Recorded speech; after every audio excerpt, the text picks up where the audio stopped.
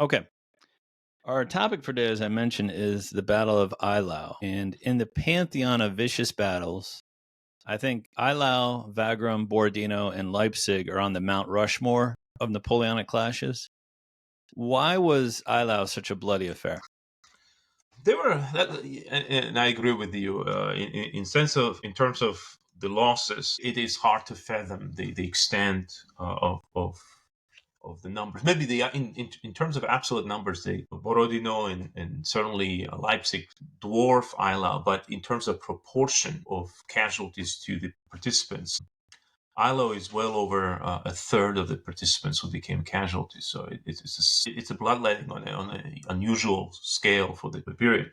Mm. And there are several reasons for it. It's an encounter that Bennigsen, the Russian commander in chief, um, deliberately has chosen Hmm. on the position that he wanted. That's one. And in fact, you'll see the same thing happening during the spring campaign of 1807, where Bennigsen again wants to fight Napoleon on the terrain of his choosing, and there will be another battle at Augsburg in early June, also a very bloody affair because Bennigsen gets the French to attack on the position that he already fortified. The second reason would be that effectively Russians are learning from their mistakes. And what they've learned from the previous campaign, remember, this is 1807, early 1807, so this is not even 2 years, a late year and a half after Austerlitz and after all the setbacks of 1805. And of course, they know full well what happened in October of 1806. And in all of these cases, Napoleon's enemies rushed to attack him and only to be rolled back and destroyed. And so what Bennigsen therefore chooses is to fight a positional battle, a battle in which his side is dug in and is waiting for Napoleon to come and fight. And that inherently produces a very different type of engagement. Yeah, it is interesting to me. I know, famously, Napoleon's hat was worth 40 or 50,000 men on the field. But I think it was Marshal Soult said, the trouble with fighting the Russians is after you kill them, you still have to walk up and push them over because they're very hard to defeat. Yeah, certainly the nature of enemy, although I don't want to minimize the quality of the Prussian or Austrian soldiers. I think, the problem maybe the Prussians have is the overconfidence of their leaders, but the quality of the troops is on all sides. They are committed, they are resilient and good soldiers. It's just the type of maybe the battles they fight or the leadership that oftentimes puts them in a position where they are unprepared. Yeah. Well, let's set the stage, the main stage of this battle. There's actually two stages. There's a side stage that we'll get to later. But the main stage, Napoleon's armies have smashed the Austrians and Russians, as you mentioned, in December 1805 at Austerlitz. In 1806, the Prussians are similarly defeated. What is kind of happening in 1807? So 1807 is technically part of a new coalition, right? So you've talked about the 1805 campaign, which is the War of the Third Coalition, where Britain, Austria, and Russia united to contain what they feel is the growing disbalance on the continent caused by the French aggrandizement. And there is certain truth to that because Napoleon between 1802 and 1805 went on a streak of acquisitions, territorial acquisitions, right? We talk about the French in Italy, in southern Germany, in Switzerland, in Low Countries. So where gradually it becomes clear that France is never going back to the good old days where it's contained by these natural frontiers, so to speak, Right. the Rhine, the Alps, and the Pyrenees. And so there needs to be a containment of France. And so the third coalition is designed for this. Unfortunately for them, they miscalculate the intensity of the campaign, they miscalculate the speed of the campaign. Of course, they envision it on a much larger scale than they can actually coordinate. And that means that the campaign is over in a matter of months. It starts in earnest in September, and by December 2nd, it is destroyed. Well, what happens during the campaign is interesting is that they could have won. And this is important to bear in mind is that the campaign was not this one-sided affair where Napoleon was just steamrolling them, but they could have won. And there are several reasons why they didn't. But one of the reasons is the Prussian neutrality. And so the Prussians resisted engaging in the war until the last moment, right? In late November of 1805, they finally decide, hey, we're going to come out and swing your side. Well, it was too late, right? And so then in 1806, Napoleon moves forward to capitalize on the gains from the 1805. And so we see France really pushing aggressively into German sphere, right? And so that antagonizes the Prussians, who in fall of 1806 reach out to the Russians and essentially form a coalition. Now, Russians were defeated at Austerlitz, but unlike Austrians, they did not sue for peace, and neither did they negotiate the peace with France. So that means technically France and Russia were still at war. Right. And so when the fourth coalition is formed, in many ways we have a similar mistake in 1806 as it is in 1805. We know that in 1805, Austrians made the first move earlier than the Russians expected them. The invasion of Bavaria takes place before the Russian troops even are close to the theater of war, and the Russian troops will only arrive on the edge of Bavaria only a month later. Well, here in 1806, again, the war begins, and Prussians kind of make their first move before Russians were fully able to mobilize their forces to send them to help the Prussians, which means that when the Battle of Vienna, Auerstadt take place, once again, unexpected, fast, decisive battle, the Russians are still actually getting through the Polish countryside. And the news that arrive in late October is absolutely shattering, right, for them, because they have once again lost a key ally, and now they have to confront the full might of the Grande Armée, which is heading east. Right. I'd like to talk about General Bennigsen just briefly. You and I had a full episode on him on episode 68. My listeners want to go back and check it out. We know the commander of the French army, Napoleon, pretty well. Who is this Bennigsen fellow? Bennigsen is an interesting fellow. I wouldn't say put him in the ranks of the first-rate generals of this period, but he was a capable man. He was born into a Hanoverian family in Brunswick in 1745, and his family was of noble background. His father was an officer, so it was kind of natural progression that Bennigsen joined the army. Actually was in the Hanoverian service, and then later on moved from Hanover to Russian service. And by 1807, he's been in Russia 34 years. So most of his life he's in Russia. And he's done well. I mean, he served under Suvorov, probably the most successful and best of the Russian generals of this period. He served against the Turks. He fought against the Poles in 1790s during the second Polish partition, and then again in the third Polish partition. And then there is this gap. And maybe that kind of is a problem for many of Napoleon's opponents, is that many of the officers who are fighting against Napoleon, whether in Austrian army or Prussian army or Russian army, their experience of war is limited to kind of small-scale, lower-intensity conflicts. We can look at, for example, Napoleon's campaign in Italy when he's facing an Austrian commander who has not fought in a conflict since 7 Years' War, right? That's a big gap. Or here's Bennigsen, who has a military career, but none of his experience involved large-scale pitched battles. And so he actually, when the war of the third coalition begins in 1805, he's never commanded anything bigger than a brigade. So once again, that's also another problem. And so he's actually, in 1805, he's commanding troops in cantonment.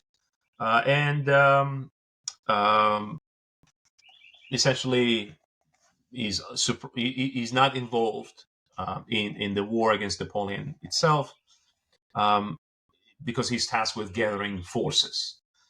But what happens is that in 1805, the Russian army is crushed. And that means that the tier of leadership, the tier of the Russian generals who served in 1805 is kind of compromised. The only one who comes out on top of these dozens and dozens of senior officers in 1805, the only one really is Peter Bagration, who returns back home as a hero. As a famous kind of celebratory dinner at the English club in Moscow. But Kutuzov is disgraced. Other officers are kind of kept in the back. And so now in 1806, when Russian Emperor Alexander needs somebody to lead these two new corps that are being sent to support the Prussians, what he does is he actually has to bring people who were not involved in the 1805 campaign, and Bennigsen is one of them. Getting back to our build up towards Eylau. So Napoleon has, his core system. He's scattered. He's looking to catch the Russians like in an epic confrontation, similar to Austerlitz. So maybe a quick note. Napoleon, of course, brings this core system to its culmination, right? So this is the system that the French have been experimented with during the Revolutionary War, and then Napoleon perfects it at the Camp de Boulogne, and then puts them to devastating effect in 1805. I do want to point out that the Russians do have a core system, because the two units that are sent to support Prussians in 1806, late 1806, they are corps. But these are ad hoc corps, meaning that they are created for a particular purpose, and they comprise of divisions, but they are not the same corps as the French ones. Unlike the French ones, they don't have the same balance of artillery, cavalry, and infantry. They are only organized for the specific mission. So when we refer to, let's say, Bennigsen's corps or Buxtehuden's corps, I don't want it to be confused with the likes of Ney's corps. Essentially, Bennigsen and Buxtehude are marching west when the news of the crushing defeat of Prussians arrive.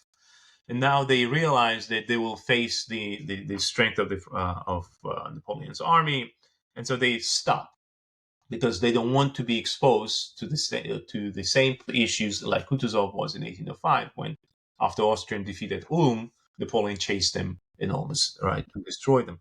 And so instead, they essentially stand in the eastern part of what is today Poland, trying to figure out what to do, and which means that Napoleon is able to march through Berlin in October 23rd of 1806, and then march all the way to Warsaw, so the former Polish capital, which, of course, as we know, Poland doesn't exist at the time anymore as a result of Polish partitions. But now, meanwhile, we have a problem here, and that's an important problem because it has a direct effect on the military operations, and that is who is in charge.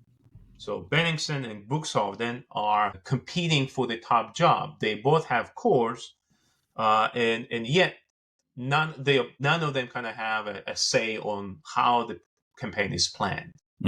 And that's, again, it's a responsibility for this mistake. I would put it all the way on the shoulders of the Tsar, because he should have chosen one of them to lead the other, but he couldn't make the decision yet. And then finally, belatedly, he decides, you know what, I'm going to send somebody to lead these two men. The most experienced of this, and all of these countries have the seniority lists. So Sure. all of these generals are listed in terms of experience and seniority. So the Tsar looks at the seniority list, and the one who was the most senior and the most experienced and still active was Kutuzov. But Kutuzov, of course, got his ass kicked in 1805. Was blamed for it, right? Even though it was not his responsibility. Yeah. And so he's in disgrace, and therefore Tsar goes to the next senior man, but who is not active, and that's a problem, right? As I mentioned, you can't simply call John on the phone and saying, "Hey, John, you haven't played football in 10 years. We have a Super Bowl coming up. Can you be our quarterback?" Right. Against the best team ever. John might agree, but John, you might be rusty. And so the guy who agrees to be a quarterback in late 1806 is the Field Marshal, Mikhail Kaminsky. He's on his way to take charge. Bennigsen knows about this, and of course he's pissed off, right? He wants to be the supreme commander. And so what he does is essentially he wants to do something to show that he deserves the greater responsibility. So that is the context in which this encounter takes place. And it's an encounter that is in many ways emblematic of the type of campaign that Napoleon is now facing. It's a new type of war. Previously, the campaigns that Napoleon is fighting are in a densely populated, urbanized, well-developed, especially in terms of infrastructure and roads. So this is northern Italy. Think about Milan, Turin, Piedmont, right? Going all the way to Venice. Yeah. This is where the campaign of 1796, 97, 1801 are taking place. Of course, 1805 campaign is taking place in southern Germany, again, very well developed, well built place with sophisticated network of roads. Right. Poland is not it. So now we're fighting in an area that is not as densely populated, that lacks good roads, and unlike the previous campaigns, we are way further up north, so we're in a colder environment. And the winter campaign, which begins in earnest in November, is a quagmire of snow and mud. And it starts with these twin battles fought on the same day in December, late December, at Golimyn and Pultusk. And both of these battles are the battles that neither side really expects. And both of these battles show the Russian willingness to dig in and fight and kind of wait the French to attack them, and the French willingness to engage because they thought they will be able to do what they've done in the previous occasion, especially in 1805. And both Golimyn and Pultusk are the battles in which the French are checked. Bloody affairs, but bloody not necessarily because Russians are doing something different, but because the conditions are absolutely different from the previous battles. Right. In both cases, in Golimyn and Pultusk, Bennigsen claims them as decisive Russian victories shortly after he receives one of the highest Russian military awards. And so that is important because when Kaminsky arrives, finally, Bennigsen has something like a trump card to show that, hey, this guy has done nothing. I fought Napoleon, and even though Napoleon is not present in any of this battle, Bennigsen still claims it with Napoleon. Right. And I defeated him. Right. So I deserve a command. Interesting. Yeah. That's good background. As far as the core system and the roads, as you mentioned, there aren't good roads. So Napoleon's main, I guess, asset, which is speed, he can't really use in this bad weather and these poor roads. So going back to Ney and Bernadotte and these other corps, they're kind of like feeling in the dark looking for the Russians, right? Well, yes and no, in that the French tried to do what worked in the previous campaigns. But there are factors now that are playing against them. One is sheer exhaustion. Remember, this is a campaign that started for the French back in the fall of 1806, and they've been at it, unremitting kind of at it, even though they were victorious. And much of this campaign is kind of chasing the Prussians, but that's a lot of miles to put on your boots. So they are quite tired. Second is the conditions of it. As I mentioned, poor roads, kind of impoverished countryside. And it's cold period of time, and the soldiers really are not that excited about trudging in this mud and snow. And then on the Russian side, they have a larger number of irregular cavalry. And these Cossacks are now increasingly wreaking havoc on the French communications. And we'll see that during this campaign, time and again, a crucial factor in the way campaign unfolds is the fact that the Cossacks will intercept several actually French couriers, right, messengers carrying the orders, and so that also plays a role, kind of the Russian ability to frustrate the opponent's planning and through intercepting the communications. Yeah, I think it's kind of interesting. Bennigsen kind of bumps into Marshal Ney's corps. Again, Marshal Ney is one of the best rearguard commanders in the world at the time, and is able to kind of extricate his army. And then the Russians kind of proceed to attack Marshal Bernadotte's corps. And Napoleon, of course, sees an opportunity in all this. Is he kind of laying a trap for Bennigsen? Well, he thinks he is, because he will envision this maneuver in which he's going to roll the Russian left flank. But the reality is that Bennigsen is very apprehensive of this. He knows that he needs to be watchful of what he does and how he does it. And from the Russian point of view, again, if we kind of switch the position, from the Russian point of view, they're probing, they're kind of figuring out where the enemy is located. Because if we talk about the French groping around in this fog of war, the Russians are too. And so the two battles that we've talked about at Pultusk and Golimyn here, these are isolated corps that they encounter, right? At Pultusk, it's Bennigsen, who is fighting against Lannes. At Golimyn, we have a combination Augereau-Davout against an isolated small Russian corps.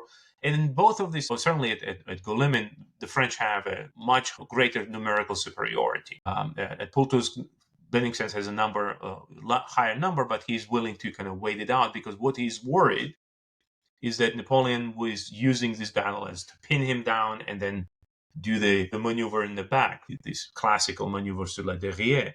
Yep. And so they're always watching for this, seeing the enemy in front of them, but also always watching for the flanks. Even though Napoleon has this operational plan to go through Warsaw and kind of roll the Russian left flank, the fact that Bennigsen always is careful enough to pay attention to it means that ultimately, after both of these battles, at Golemin and Pultusk, he chooses to retreat eastward to avoid any flanking maneuvers. Right, yeah, and by a stroke of luck, good luck for the Russians, bad luck for Napoleon, the emperor's plans are captured by Cossacks, as you mentioned, operating behind the lines. What does Bennigsen do with this information? Well, first, actually, there are several dispatches that are intercepted. So the first time when it is intercepted, Bennigsen's reaction is to retreat back and regroup behind the river in the east. And then that's where they spend kind of the couple of weeks in what is the last part of December and the first week of January. So they essentially meet the new year, 1807, in cantonments. But in early 1807, and this is where kind of the pressure is growing on Bennigsen and Buxhovden, because the emperor expects results. And so they start moving in 1807, in early 1807, to figure out where Napoleon is located. And it is there that we, again, through intelligence, some of it intercepted, some of it the scouts, Bennigsen correctly concluded that Napoleon's cantonment is too scattered. Now, Napoleon did not want it that way, but it's a sheer reality. And so essentially the way cantonment system work, and for listeners, cantonment means kind of assigning a territory to a corps where they can subsist on local resources. The way usually Napoleon did before is that he would just give the corps these assigned locations, which will be close enough for them to be within the support distance, about a day's march. But in Poland, it's no longer possible to simply send a corps. And remember, these are corps of 25, 30,000 men, right? There has to be enough resources to sustain them for several days. Right. In this case, for weeks. And Poland doesn't have these kind of large urban centers that are capable of doing it. And so the corps, the French corps, especially Bernadotte's corps, Ney's corps, by the need to search for more places to get the food for, they scatter. And this is what Bennigsen kind of deduces from the intelligence that's coming in January of 1807, that this cantonment is too spread out, which means that if he strikes one corps, the other corps will not be able to come in time to help. And he wants to exploit it. And so in early 1807, he starts moving his army in kind of northwestern direction because he wants to strike at the tip of this French cantonment, which is posed by Bernadotte's and Ney's corps. When Bennigsen tried to engage those corps, we know that he fails. Yes. We know that Bernadotte was able to extricate himself. Ney was able to retreat back. And then this put actually the Russian corps, who are still led by two corps commanders until shortly thereafter, Bennigsen was given the command of both corps. But essentially, it puts these two corps too deep in Poland and exposed to possible flanking maneuver from Napoleon. So when Napoleon receives the information from Bernadotte, from Ney, that, hey, we're being attacked or threatened by the Russians, Napoleon immediately tells them to fall back. Essentially, he wants to bring Russians further away from the lines of operation, further away from the Russian territory proper, and deeper into Poland so they can actually then strike with a flanking maneuver. And so this retreat leads to an important battle at Mochrungen between the Russian advance guard, led by experienced general Evgeny Markov, and the retreating Bernadotte's corps. At Mochrungen on 25th of January, Bernadotte is surprised by the Russians. In fact, to the degree that he needs to fall back so quickly that he leaves behind most of his stuff, including his personal belongings, which are captured by the Russians. What is important in this? It's important for a couple of reasons. Number one, it gives kind of a boost to the Russians, right? The Pultusk and Golemin, they claimed it's their victories, but they know it was bloody experience. But Mochrungen, by comparison, it's a quick experience. It's an advance guard that engages Bernadotte's corps and seemingly prevails, right? They don't know that Bernadotte was supposed to be retreating, but they think he retreated because they engaged him. Right. And of course, the booty that they captured all kind of is brandished as an example that, hey, we can do it. We can beat the French. Number two is that the speed of this campaign is unfolding in such a way that Field Marshal Kamensky, who is 75 years old, has problem with health. He famously can't see. There's a wonderful letter that I found where he's writing to the Tsar. He dictated this letter, and at the end he signs it, and he says, "I don't even know what I'm signing." Here's the letter I signed, right? So Kamensky is so old, old and is in poor health, and the campaign is moving so quickly that he can't keep up with it, and so he quits and he leaves, which means Bennigsen now can argue that he is in charge of the command. And so that happens right as this January campaign unfolds. And then number three, when Bernadotte reports the results of Mohrungen to Napoleon, Napoleon understands that he can now launch this maneuver, the flanking maneuver that will be able to turn the Russian left flank. And so he starts this maneuver by telling Bernadotte and Ney, hey, engage the Russians around this area, wide area that is south of Baltic Sea, but it's a Polish countryside. There are no big cities here that maybe the listeners would recognize. The only big city that they would know is Danzig, which is on the shores of the Baltic Sea, which is today's Dansk, and then Warsaw in the south. And both of these cities are not part of this operation. In fact, the entire operation takes place east of Danzig. Now, Bennigsen comes from the north. And Napoleon, once he receives the news from Bernadotte of the Battle of Mohrungen, tells him, stand your ground and make sure that the Russians engage you. And while they do, I'll send Ney, I'll say Soult, I'll send Augereau on the maneuver so they can flank the Russians. And as this operation is unfolding, Bennigsen again intercepts the courier. This is a famous scene. Most of the campaign stories of 1807 focus on that dispatch. This is a dispatch that's sent by Berthier to Bernadotte. One of Bagration's Cossacks captures the messenger, and they read this whole plan. And so Bennigsen realizes, oh my God, right? I actually walked myself into the very thing that I wanted to avoid. So his immediate reaction is fall back.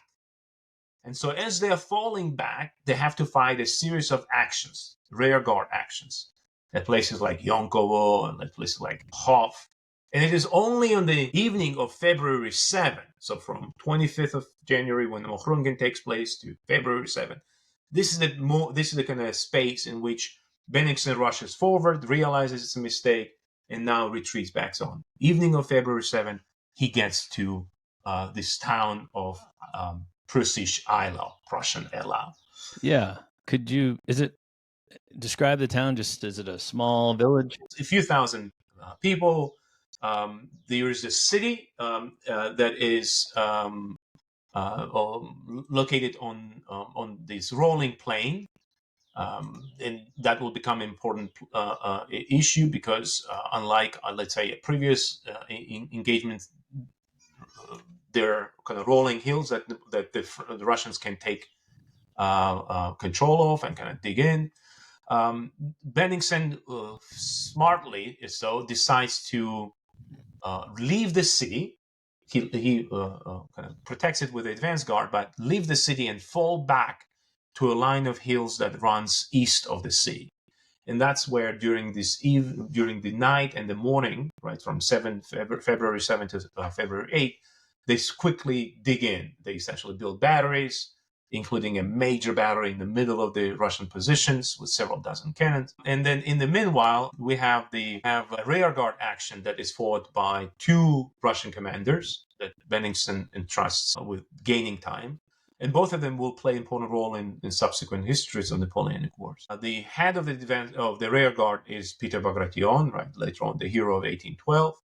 But underneath him serves Barclay de Tolly. And so Barclay de Tolly has the experience, this kind of first major experience of war fighting in 1806, 1807 against the French, especially at places like Hof. A very, very interesting in the way he fights. But he gets wounded, right? And as a side note, we know that while he's recovering in the hospital, he will meet one of the German travelers, Neuburg. And this Neuburg later on writes down in his memoirs saying that, hey, I've talked to this Russian general who was recovering in the hospital, and I asked him about how can we stop Napoleon. And he says that the only way to stop for him is to fight prolonged war of attrition. Bring him in, kind of trade space for time, and exhaust Napoleon's forces. If Neuburg is right, this is really important because that's 5 years before he will be able to implement this plan. But as it is, here we are at Eylau. So for the listeners, it's a small city. On the east or kind of southeastern side of it, there is a cemetery. Beyond the city, to the east, there is this rolling plain that slowly rises to the hills, and the Russians are holding the position on those hills. This area is broken area in the sense that there are a lot of streams, different kind of small brooks, small rivulets that have sharp banks, and so that means that getting to Eylau requires to cross them, so it's an exhausting experience. And then, of course, this is the February. On such a latitude, winters last much longer, so that is essentially middle of the winter. Snow covers the area, but in the preceding days, we also know that it didn't snow, but rather it had a sleet, kind of frozen rain. So it's snow and mud all together. And so Napoleon's first task is to secure the city. And that night, on February 7th, he engages.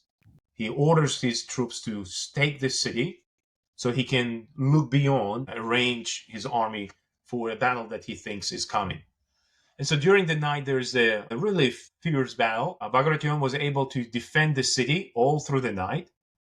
But then in the morning of February 8th, he's told to fall back. How many troops and cannon does each side have at this time? There are a couple of things to bear in mind. Sure. If we take the whole army that Napoleon has available, then it will be about 75,000. But of this 75,000, almost 30,000 will not be present at the start of the battle. So Napoleon actually starts with slightly more than half. What is the other half? The other half is about 15,000 troops of Ney, and then about as many of Davout. So where's Ney? Ney is actually north of Eylau, and he's pursuing the sole surviving Prussian corps, commanded by Prussian General Lestock. It's about 10,000 men strong. And then Davout, who was further south, he was as far south as was Warsaw. So it was a massive march, exhausting march. So that's on the French side. And Napoleon has about 300 cannons, ultimately 300 cannons. Okay. On the Russian side, Bennigsen has about 65,000 troops, plus about 10,000 of the Prussians. But of this, as I mentioned, Prussians have not arrived yet. Yeah. So we can say that Bennigsen has about 65, maybe 67,000 men. And that gives him a numerical superiority. He also has a slight advantage in cannon. So if without the Prussian cannons, he would have had about 300. So about evenly matched with a slight advantage to the Russians. Well, come on now. It's 20,000. Come on, John. All right. A great advantage. As you mentioned, there was on February 7th, which is day one of the battle, there's some fighting, and it looks like Bennigsen's finally pulled out of Eylau. So the French take complete control of the town while the Russians are camping outside of the town. Why didn't Bennigsen retreat at this time? He must have known Napoleon and the other corps would probably come up and renew the assault the next day. Well, there are several kind of factors in this. One, he can't afford retreating because he will be removed from power. He knows that he needs to show something. People back home, Tsar, expects the news. Right. He has to make a show of force. Number two is he believes that this is a good enough place. In fact, if you read his memoirs, he actually talks that the fact that there were no heights, like at, let's say, the Austerlitz, right, that dominated the area, the fact that it's an open enough space, the fact that the area was suitable for cavalry action, the fact that he already has built up batteries, meant that he felt confident. He also feels confident that the Prussians will arrive in timely manner, so that will give him even more men under command. For Napoleon, same thing. Napoleon needs a quick resolution of this war. I mean, it's been going on for quite some time. His men are tired. This is the furthest the French have gotten in this conflict. We talk about the revolution and Napoleonic War. So the soldiers are pining for peace. They want to go back. And so he needs a quick resolution. And besides, he faced them before, and he thinks he will be able to deal with the threat once he faces it. Yeah, it's just interesting. So day 2, which is February 8th, neither side has their full complement. Marshal Ney is still chasing the Prussians. The Prussians haven't shown up yet. They started by citing an account from a Russian eyewitness, a participant, because it tells you kind of the dreadful conditions that Russians have. You can say the same thing for the French. And this is a quote. "No army could suffer more than ours has done in these days. It is no exaggeration to say that for every mile between Yonkovo and Eylau, for every mile we lost 1,000 men who had not come within the sight of the enemy." So this is exhaustion. This is the exposure to elements.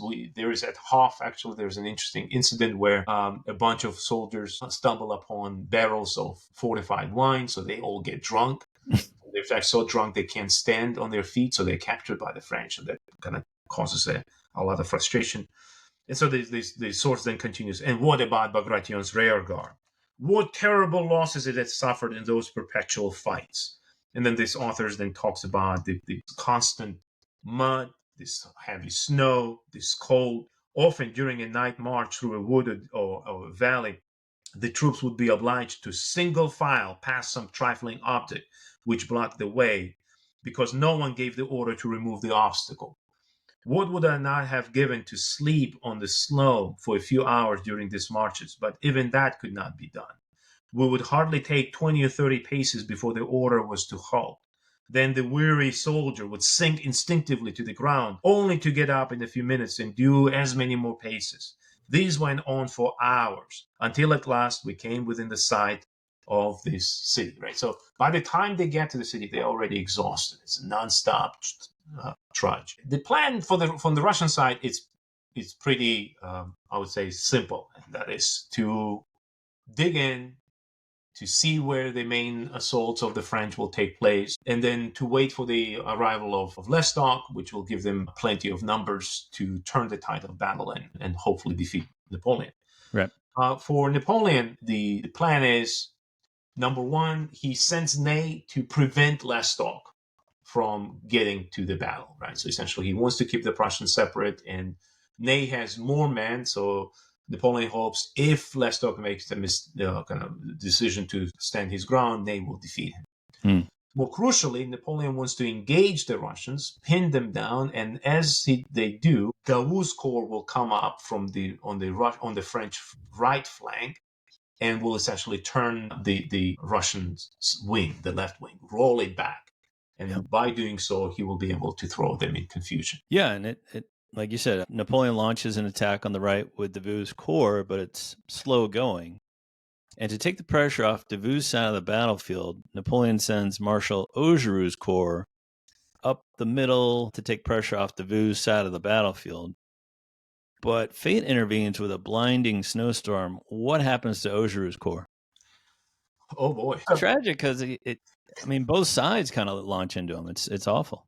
So what happens is, so by the time Augereau's corps marches forward, the battle has been already fighting for about an hour. And Napoleon kind of has a clear sense of where Bennigsen's key position kind of are, except he can't kind of figure out where the battery location is, right? Kind of clear battery locations. And so he doesn't see that massive battery that is in the center. The visibility is poor, the snowstorm.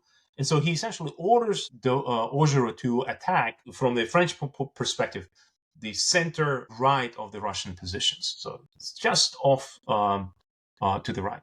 But as Augereau's corps begins to march, in that snowstorm, it's a natural, I guess, response. People kind of get together to protect themselves from this blowing wind and snow, and by natural tendency, they kind of veer off. Instead of going to the right, center right, they kind of veer to the left, away from the wind, so to speak, and towards this great battery. And around 8:45, kind of 8:30, 8:45 in the morning, the blizzard suddenly stops, and you have this oh shoot kind of moment from the French when they exposed to a battery with over 100 cannons, all positioned together. And the size of the battery is interesting because we often think about this being a Napoleonic kind of way of fighting battles, but we see here Russians also experimented with large, concentrated batteries with multiple, several dozen cannons all staring at one. And as soon as they see the enemy, right, as soon as the blizzard is over and they see this enemy almost point blank, the Russian unload some 70 cannons at Augereau. We know that the Augereau's corps started that day with about 8,000 men. And we know that within a matter of minutes, almost 5,000 of them will be rendered casualties. About 1,000 of them are dead, about 4,200 are wounded, and the Augereau's corps is sent. Yeah, and that shows what a terrible tragedy it is. Usually, infantry, you march towards the other infantry. You don't march in front of 100 cannons, and then your losses are so grievous. Usually, a corps loses men; they fill it with reinforcements or replacements. In this situation, they're so decimated they have to just take the remnants and put it in another corps. Exactly, that's right. Yeah. But what it also shows you is that once this corps is entirely demolished, it opens the gap in the French position, right? The corps held its spot. And so it allows now the Bennigsen to send Russian infantry in countercharging. And this infantry charges far enough to reach essentially the outskirts of Eylau and the cemetery that is on the southern edge of it, where Napoleon is stationed, where Napoleon has set up his command post. And so once this Russian infantry kind of reaches this position, there's the ferocious back and forth fight. Russians will be contained and then pushed back. But as they are being pushed back, Napoleon turns to Murat and, of course, gives him an order to take a cavalry and now charge the weakened Russian center position, right? Since those about 5,000 of Russian infantrymen left the position and charge. Well, there's the confusion there. And so Napoleon tells Murat, take all of your cavalry and penetrate, kind of pierce the Russian position. And that set the stage probably for one of the greatest cavalry charges of Napoleonic era, or maybe ever. Well, yeah, what a seesaw battle it was, because Bennigsen, give full credit to him, he took full advantage of the decimation of Augereau's corps. For 4 hours, the French center is harried and on the verge of breaking. And you mentioned Napoleon turns to his brother-in-law, Marshal Murat, and his 11,000 cavalry reserve force. Why are historians calling this the greatest cavalry charge in history? Well, first of all, the scale of it. We talk about well over 10,000 cavalrymen charging all at once. There is a wonderful painting by French artist Jean-Antoine Simeon Fort that shows this long charge of the of Murat's cavalry across the snow-covered plain leading up to this hill. And it would have been absolutely striking to watch this man, because it's not just dragoons, it's not just the hussars, but my favorite, outpost cuirassiers, heavily armored, right? They would have started at a trot, slowly move across, and then led the charge. To be on the receiving end of that, it would have been absolutely terrifying. Yeah, I think I would encourage maybe your listeners. There's a wonderful French movie called Le Chabert, based on Balzac's story. The story begins, of course, on the field of Eylau, and in the movie, it opens with this charge. And even though they wouldn't, the director was unable to get 10,000 cavalrymen, but he only has, I think, about 100. But watching these cavalrymen charge across the snow, I mean, the way the cinematically is beautiful, but also it gives you an idea of what it would have been like to see over 10,000 of these men charging across. It would have been absolutely absolutely terrifying on one side. Yeah, and they smashed through several infantry and artillery positions for the Russians. Let me mention on this one thing. The French, and certainly Murat, argued that they penetrated, so the Russians are deployed in 3 lines.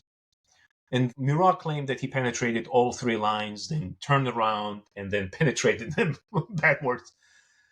There is no evidence that he did that, or at least on the Russian side, it doesn't seem so. He certainly penetrated the first line. He would have caused havoc in the second, but it's not clear that he was able to push beyond this. And my having looked at this battle and looked at the contemporary writings and reports, it looks like they were able to penetrate the first, caused havoc in the second, but were unable to go beyond. In fact, were turned around and pushed back. Still, this is a very important attack because it kind of stabilizes the flow of the battle. It looked like the Russians were gaining upper hand. Murat kind of pushes them back, inflicts a lot of casualties, and balances out. And now we're getting into the battle of attrition, the battle of artillery, the last man standing, and both sides are now waiting for the reinforcements. Right, and I think that's what I meant earlier by seesaw battle, because Bennigsen's probably thinking, oh, all right, well, I've got this one. And then Murat does his charge, and then Napoleon's thinking, whoa, well, I've got this one. By now, Davout's corps of 15,000 begins to push the Russian left back so far that their line looks like a hairpin. But who arrives just in the nick of time?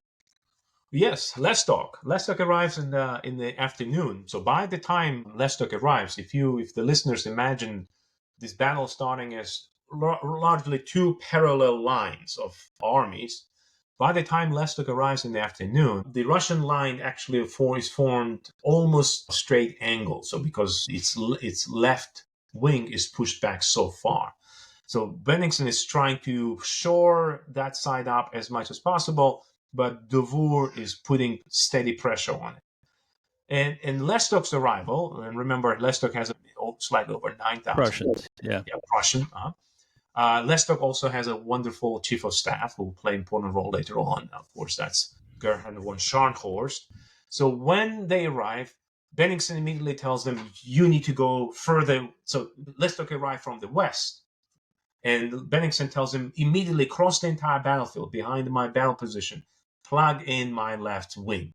So later on, after the battle, of course, it really pisses off Napoleon because he expects Ney to do what he was asked for, and that is to, A, prevent Prussians from reaching the battlefield, and 2, arrive himself. Because if Ney had arrived, as he was expected, then Russians would have found their right and left flanks both turned. Right. And it would have ended in a devastating defeat for them. As it is then, Ney is still searching for Lestock. He will realize that Lestock is on his way to battlefield. He will head towards the battlefield, but will not arrive until much, much later in the day, which means that Lestock plays a decisive role of shoring the Russian left flank enough for the darkness to fall. Right. Ney's corps arrives, but both sides are exhausted. Cannon fire eventually dies down. I do want to ask you, there was a council of war with Russian generals, and Bennigsen decided to withdraw, covered by Cossacks. Did he in his mind say, oh, I had my victory, I can retire now? Or was there thought, because I think his generals wanted to go at it, and then the next day they wanted to have another go of it.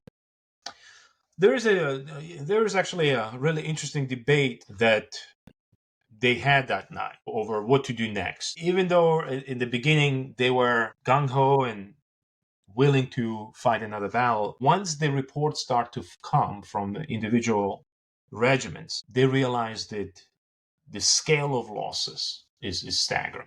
And many generals think, hey, we did well, let's fight another battle. And then the reports come in and it reveals that they lost a lot of men. Now, Bennigsen himself claimed that out of the roughly 65,000 men, that he lost 9,000 killed and 7,000 wounded, but we know that that's sugar-coated. We know that it's much, much higher than that. In fact, one of the good sources of information about this battle and what the Russians were going through is a British commissioner to the Russian army. So it's a liaison from the British government to the Russians, and that's Wilson, who later on will be in 1812, play in write an interesting account. Wilson. So we have his diary, we have his later on memoir, but we also have these letters. And Wilson, for example, initially writes that it kind of repeats Bennigsen's numbers, but later on February 11th, so that's 3 days after, he says, the loss of the Russians have been much more considerable than I stated. 800 officers, among which are 7 generals, and over 12,000 men are gone. So that's, again, it's a preliminary estimate. So even this is not final. But if we take this number of 800 officers gone, then essentially the sinews of power with which you pull the army, with which you control the operation of the army is gone. So Bennigsen realizes that he can't fight the battle the following day. So he has to retreat. Besides, he knows that unlike him, Napoleon has entire Ney's corps coming. He has the fresh troops under Ney, well, as fresh as they would be after that long march. And so he decides to fall back. There is another important reason why he wants to fall back. It's not just the army that he needs to think of, but there is a political kind of pressure. Remember, Prussia has imploded, right? But the Prussian king and his family has fled from Prussia, and they are in Königsberg. Mm-hmm. And so Bennigsen feels that he also needs to take measures to protect them. So it's a both military need, but also a political pressure. And so he decides to fall back, to be closer to Königsberg, where he can get supplies, reinforcements, but also protect the Prussian royal family. Smart. What Marshal Ney famously states, quote, "What a massacre and without result," end quote. What were Napoleon's losses? I do want to point out that we still, on the Russian side, again, we still don't know the precise losses because so many officers were lost that the reports were not really prepared. And later on, some reports were lost during retreat. So we don't have the good accounting, but we estimate the lowest will be what Bennigsen said, about 16,000 men, so 9,000 killed and 7,000 wounded.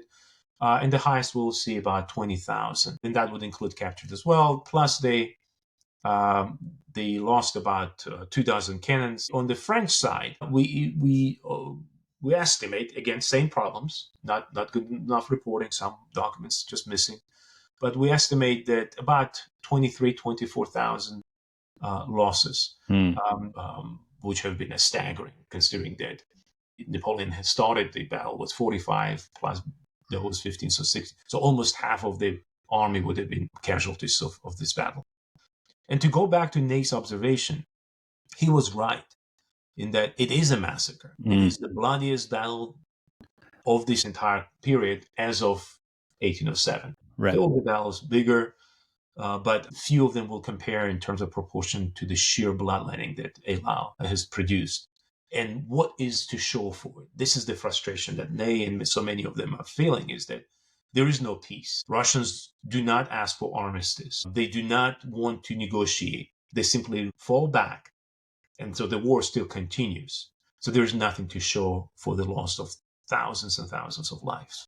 Yeah, and I guess that's my final question to you is, what is the legacy of Eylau? The legacy of Eylau is that both sides realize they need a breathing space. They need to pull back and regroup. And we know that from February 8 until the first week of June, they need to simply rest.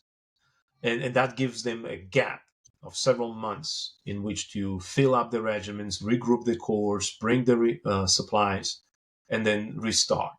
So in one way, Eylau is a wasted opportunity for both sides. Neither of them get a decisive breakthrough. On the other hand, because of the nature of this battle, it allows them to regroup and get ready for the second stage of the battle, which, as we know, will end up with a devastating defeat for the Russians and a breakthrough victory. That the type of victory Napoleon wanted at Eylau is the type of victory he will get at Friedland. Right. But there is one important, maybe, element to Eylau. What Eylau shows is that it is a different type of battle from the ones Napoleon has waged in Italy, in Bohemia, in Prussia. we talk about almost a decade of unremitting Napoleon's victories. It seemed like he would just stride on the battlefield and the enemy will crumble, right? Speed, efficiency, destruction. And Eylau shows that that is no longer true, that there is a way to deal with Napoleon, that Napoleon is not necessarily as quick on his feet as his opponents think. Bennigsen certainly sells Eylau as a great victory because he argued that he stayed on the battlefield all through the night, and then of his own decision he retreats, and Napoleon is not pursuing him as vigorously as probably needed be. And so the news of the Russian victory of Eylau is then trumpeted all across Europe, which if you are in a Napoleon hating camp, that's the break you want, right? That's the news you cling to. And I think you hit upon it. I think that is the legacy, because the Allies for 10 years had no idea how to beat this guy. So I think what comes of it is, don't let him fight on ground of his choosing, have him far away from his supply line, and make sure you have a stiff battle against him. Don't let him get around your side, or, reduce his speed, take away his main asset, which is speed. And maybe this is kind of like the textbook, Waterloo. That's not a battlefield of Napoleon's choosing. Aspern, Essling. If you look at his major defeats, and in Russia, those are the ways to beat him. Yes, that's right. And I think we see early evidence of it back in 1797 96 actually. 96 when he fights at the Battle of Caldiero, and it's not the battle of his choosing. The Austrians are actually on a position of their choosing, and they're on defensive, and Napoleon is defeated. And so in many ways, the battles like Caldiero, like Eylau, the battles where he's not doing well, and certainly like Borodino and on, are the battles where the flow of the battle is imposed on him rather than him imposing it on his opponents. And Russians will learn from this. And as I pointed out, Barclay de Tolly is recovering from his wound, and he thinks about all of these lessons. And he's not the only one. The Prussian officers, they all come, the likes of Clausewitz, likes of Wolzogen, the likes of Pfuhl and others, they all talk about the need of fighting Napoleon in asymmetrical way, not giving him what he wants, this a fluid, fast-paced battle, but rather protracted war. And these are the lessons that would ultimately lead to Napoleon's defeat in 1812. Yeah. Very good. Very well. Thank you for that, my friend. Excellent overview, as always. Again, if you'd like to learn more about Alex, wonderful books, Confronting Napoleon, Russian Eyewitness Accounts, and a number of others that you can find on Amazon. And we thank you for your time, my friend. Thank you so much. Yeah. Thank you, Alex.